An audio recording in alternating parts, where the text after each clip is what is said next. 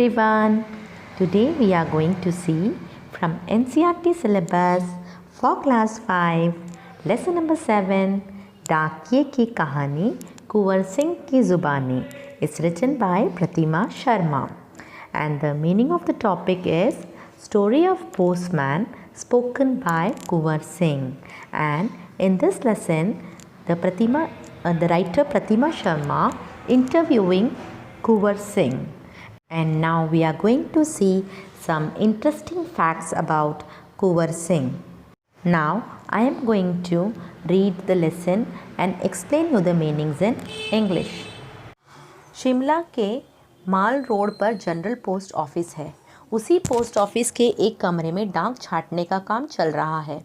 सुबह के 11:30 बजे हैं.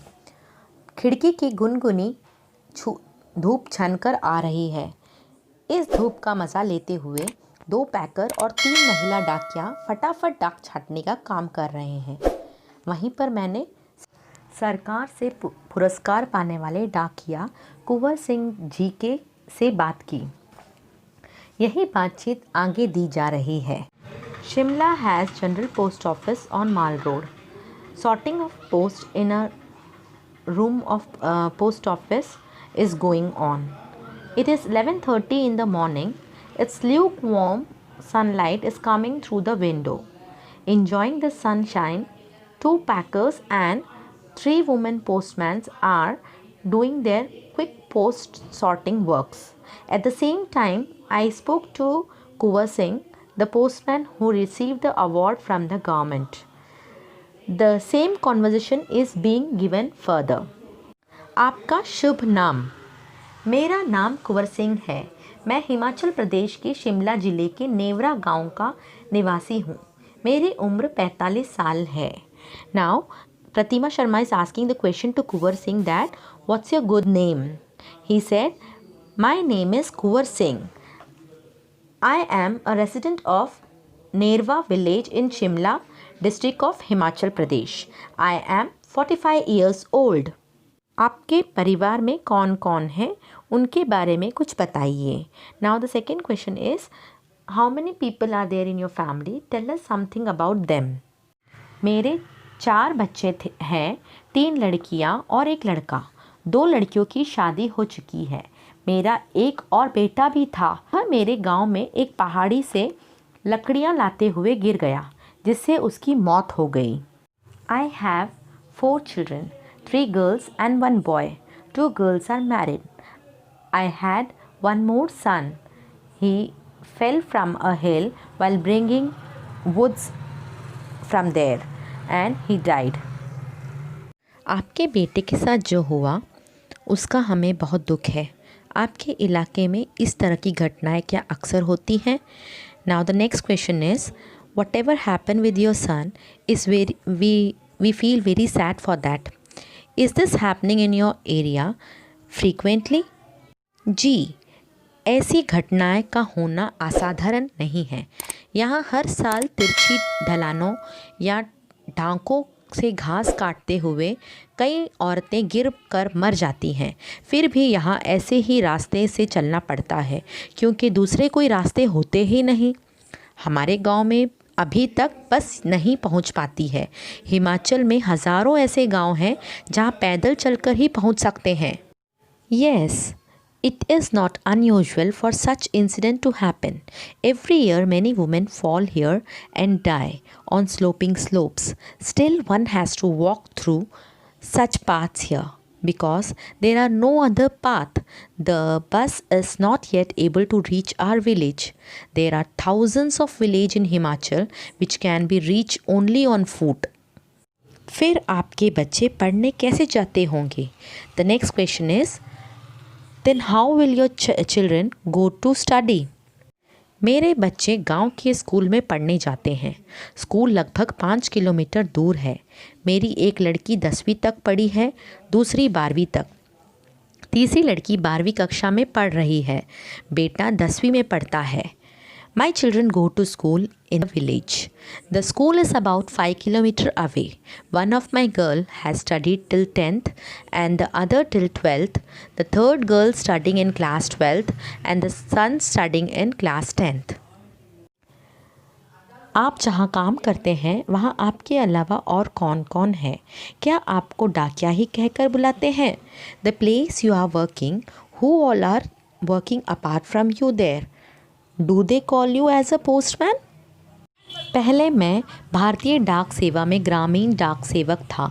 अब मैं पैकर बन गया हूँ, पर हूँ वही नीली वर्दी वाला डाक सेवक। Previously, I was a village postman in the postal service. Now I have become a packer, but I am the same blue uniform postal servant.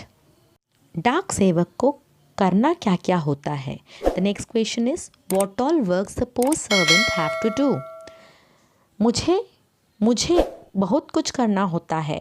चिट्ठियाँ, रजिस्टर पत्र, पार्सल, बिल, बूढ़े लोगों की पेंशन आदि छोड़ने गांव-गांव जाना होता है। For me, I have to do lot of works like leaving letters, registry letters, parcel, bills, pension of old people, etc. have to give in villages. क्या यह सब अभी भी करना पड़ता है?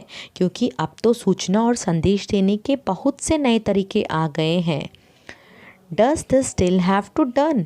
Because now many new ways of delivering informations and messages have come. शहरों में भले ही आज संदेश देने के कई साधन आ गए हैं, जैसे फ़ोन, मोबाइल, ईमेल वगैरह, लेकिन गांव में तो आज भी संदेश पहुंचाने का सबसे बड़ा ज़रिया डाक ही है।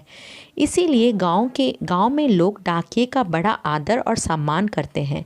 अपनी चिट्ठी आदि पाने के लिए डाकिये का इंतज़ार करते हैं। Though in many big cities, so many means of sending messages have come, such as phone, mobile, email, etc. But postage is still the biggest means of sending messages in the village. So people in the village have great respect for the postmen. They still wait for the postman to get their letters. हमने सुना है कि हमारी डाक सेवा दुनिया की सबसे बड़ी डाक सेवा है। यह भला कैसे? We have heard that our postal service is the largest postal service in the world. How is it? सुना तो आपने बिल्कुल ठीक है। हमारे देश की डाक सेवा आज भी दुनिया की सबसे बड़ी डाक सेवा है और सबसे सस्ती भी। केवल 5 रुपये में देश के किसी भी कोने में हम चिट्ठी भेज सकते हैं। पोस्ट कार्ड तो केवल 50 पैसे का ही है, यानी 50 पैसे में भी हम देश के हर कोने में अपना संदेश भेज सकते हैं। What you heard is absolutely correct. The postal service of our country is still the largest postal service in the world and the cheapest also. We can send a letter to any corner of the country for only 5 rupees. The postcard is only for 50 paisa. That is, even in 50 paisa, we can send our messages to every corner of the country. आपको आपकी नौकरी में मज़ा तो बहुत आता होगा। Now the next question is, you may enjoy your job a lot. मुझे अपनी नौकरी बहुत अच्छी लगती है। जब मैं दूर नौकरी करने वाले सिपाही की मनी ऑर्डर लेकर उनके घर पहुंचता हूं, तो उनके बूढ़े माँ बाप का खुशी भरा चेहरा देखते ही बनता है। ऐसे ही जब किसी का रजिस्ट्री पत्र पहुंचाता हूं, जिसमें कभी रिज़ल्ट, कभी नियुक्ति पत्र होता है, तो लोग बहुत खुश होते हैं। बूढ़े दादा और बूढ़ी नानी तो पेंशन के पैसे मिलने पर बहुत ही खुश होते हैं। 6 महीने तक वे मेरा इसके लिए इंतज़ार करते हैं। हिमाचल में बूढ़े लोगों का पेंशन हर 6 महीनों के बाद इकट्ठी ही दी जाती है। I like my job very much. When I take a money order of a soldier who is working away from home and reaches his home, then the happy faces of the old parents have to be seen. Just like when someone's registration letter is sent, sometimes the results, sometimes the appointment letters. People are very happy if it happen. Old grandfather, old grandmother are very happy on getting their pension money. For 6 months they have to wait for me. In Himachal, old people get pension only after every 6 months. आप क्या शुरू से इसी डाकघर में काम कर रहे हैं? In this post office from the beginning. शुरू में तो मैंने लाहौल स्पीति जिले के किब्बर गांव में 3 साल तक नौकरी की है। यह हिमाचल का सबसे ऊंचा गांव है, जिसके बाद 5 साल तक इसी जिले के काजा में और 5 साल तक किन्नौर जिले में नौकरी की है। उस वक्त इन गांव में टेलीफोन नहीं थे, बसें भी मुख्यालयों तक ही जाती थी। अभी भी कई ऐसे गांव हैं जहां न तो बस जाती है और न ही वहां टेलीफोन है। ऐसी जगह में ग्रामीण डाक सेवक का बहुत मान किया जाता है। Initially, I worked for 3 years in Kibber village in Lahaul Spiti district. It is the highest village in Himachal. After that, I worked in Kaza of the same district for 5 years. At that time, there were no telephones in these villages. Even buses used to go to headquarters only. There are still many villages where neither is bus facilities are available or nor the telephone facilities. In such a places, the rural postman is highly respected. आप पहाड़ी इलाके में रहते हैं, जाहिर है डाक पहुंचाना आसान काम तो नहीं होगा। The next question was, you are living in a mountainous area. Obviously, it will not be easy to reach the post. हाँ, मुश्किलें तो आती ही हैं। जब मैं किन्नौर जिले के मुख्यालय रिकांगपियो में नौकरी करता था तो सुबह 6 बजे मेरी ड्यूटी शुरू हो जाती थी। मैं 6 बजे सुबह शिमला जाने वाली बस में डाक का बोरा रखता था और रात को 8 बजे शिमला से आने वाली बस से डाक का बोरा उतारता था। पैकर को ये सब काम करने पड़ते हैं। किन्नौर और लाहौल स्पीति हिमाचल प्रदेश के बहुत ठंडे तथा ऊंचे ज़िले हैं। इन ज़िलों में अप्रैल महीने में बर्फबारी हो जाती है। Yes, there are difficulties when I was in headquarters of Kinnor district at Rikapio. My duty would start at 6 in the morning. I keep the package bag in the bus going to Shimla at 6 o'clock in the morning and unload the postal bags from the bus coming from Shimla at 8 o'clock in the night. Packer has to do all these things. Kinnor and Lahaul Spiti are very cold and high district in Himachal Pradesh. These districts also get snowfalls in April. बर्फ़ में चलते हुए पैरों को ठंड से बचाना पड़ता है, वरना स्नोबाइट हो जाते हैं, जिससे पैर नीले पड़ जाते हैं और उनमें गैंग्रीन हो जाती है। इससे उंगलियां झड़ सकती हैं। इन ज़िलों में मुझे एक घर से दूसरे घर तक डाक पहुंचाने के लिए लगभग 26 किलोमीटर रोज़ाना चलना पड़ता था। हिमाचल में एक गांव से दूसरे गांव की दूरी लगभग 4 या 5 किलोमीटर तक होती है। हिमाचल के गांव छोटे छोटे होते हैं। एक गांव में बस 8 से 10 या कभी कभी 6-7 घर ही होते हैं, इसीलिए चलना काफ़ी पड़ता है।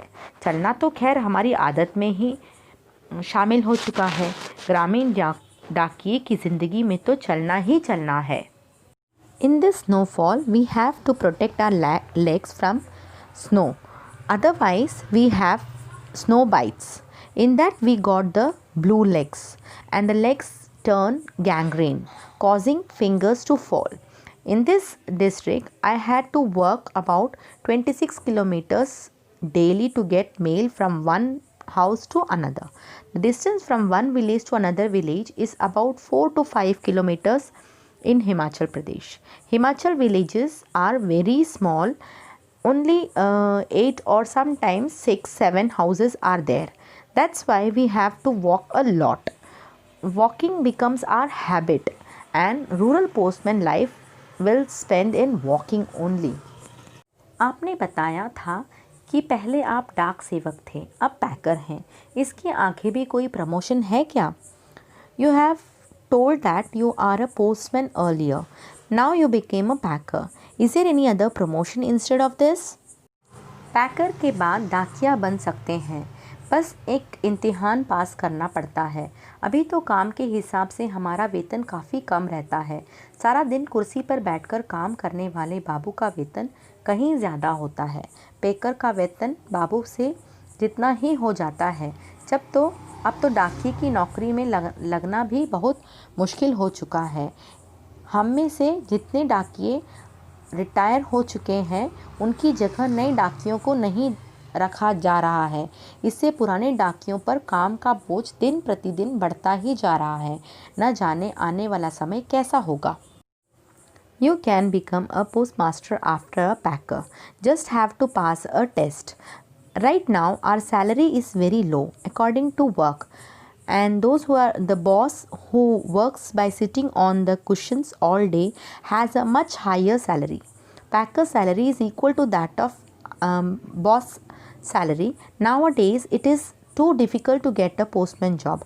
All those postmen who have retired are not replacing new postmen. Due to this, the workload on the old postman is increasing day by day. Do not know how is the future. काम के दौरान कभी कोई बहुत खास बात हुई हो? Has anything special happened during your work? एक घटना आपको सुनाता हूँ। मेरा तबादला शिमला के जनरल पोस्ट ऑफिस में हो गया था। वहाँ मुझे रात के समय रेस्ट हाउस में और पोस्ट ऑफिस चौकीदारी का काम दिया गया था। यह 1998 की बात है। 29 जनवरी को रात लगभग 10:30 बजे का समय था। बाहर से किसी ने पोस्ट ऑफिस का दरवाज़ा खटखटाया। मैंने पूछा, कौन है? जवाब आया, दरवाज़ा खोलो, तुमसे बात करनी है। मैंने दरवाज़ा खोला तो अचानक 5-6 लोग अंदर घुसे और मुझे पीटना शुरू कर दिया। मैंने पूछा, क्यों पीट रहे हो? तो उन्होंने कोई जवाब नहीं दिया। सारे ऑफिस की लाइट बंद कर दी।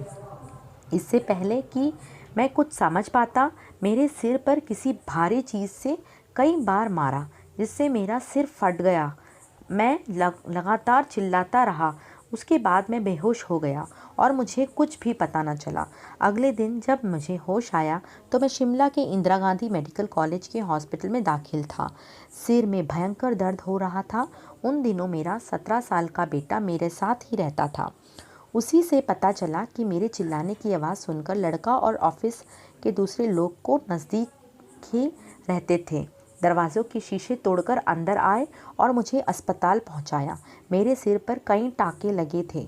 उनकी वजह से आज भी मेरी एक आंख से दिखाई नहीं देता। Let me tell you an incident. I was transferred to the General Post Office in Shimla. There I was in a job of guard the house and post office at night. It is in 1998, 29 January. It was about 10:30 p.m. when someone from outside approached the post office. I asked, "Who is there?" Answer came, "Open the door. We have to talk to you." When I opened the door, suddenly 5 or 6 people entered and started beating me. I asked, "Why you all are beating me?" They did not respond anything.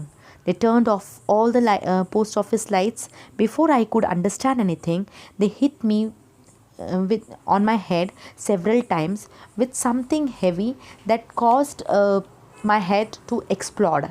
I kept screaming constantly. After that, I fainted and I did not know anything. So when I got cautious, I was enrolled in Indira Gandhi Medical College, Shimla. It was a severe headache. In those days, my 17 years old son used to live with me. It came to light that on hearing the sound of my shouting, the boy and other office people who were near broke the glass doors and came in and took me to the hospital. There were many stitches on my head. Because of that, even today I cannot see with my one eye. सरकार ने मुझे जान पर खेल कर डाक की चीज़ें बचाने के लिए बेस्ट पोस्टमैन का इनाम दिया। यह इनाम 2004 में मिला। इस इनाम में 500 रुपये और प्रशिक्षित पत्र दिया जाता है। मैं और मेरा परिवार बहुत खुश हुए। आज भी मैं गर्व से कहता हूँ, मैं बेस्ट पोस्टमैन हूँ। Government gave me the prize of best postman for saving postage by playing on my life. This award was received in 2004. 500 rupees and certification has been given. I and my family were very happy for that. Even today, I proudly say I am the best postman. Now here we have finished our lesson. Now there are so many things we come to know about Kuwar Singh, isn't it? So I hope you all like my video, and if you like my video, please hit the thumb button and subscribe my channel, and also if you have any suggestion regarding my video, comment me. Thank you so much for watching.